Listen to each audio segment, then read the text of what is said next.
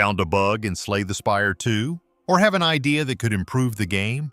Instead of searching for a separate website or leaving the game, you can send feedback directly through the built-in reporting system. In this video, I'll show you how to report bugs and submit feedback in Slay the Spire 2. Let's get started. First, open Slay the Spire 2. From the main menu, click Settings. Scroll down and look through the available options until you find the section called Send Feedback and a feedback button next to it. Open it. A feedback window will appear where you can describe the problem you experienced. When writing a bug report, try to include as much useful information as possible. Explain what happened, what you were doing before the issue appeared, whether you can reproduce the problem, and any details that could help the developers investigate it.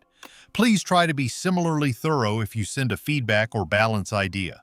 You can also pick an emoji to categorize your feedback. Question mark, exclamation mark, or the first emoji if you really don't like the Kaiser Crab boss's special pincer attack. Once your report is ready, submit it through the available button. Your feedback will then be sent to the development team. However, there is a much faster way to access this feature.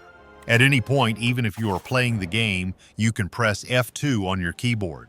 This shortcut immediately opens the feedback and bug reporting window, meaning you don't need to return to the main menu or search through settings.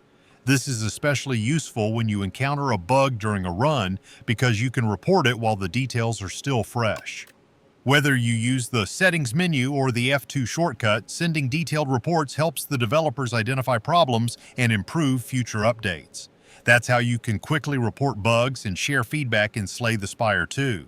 For more game tutorials, settings guides, and useful shortcuts, check out the next guide.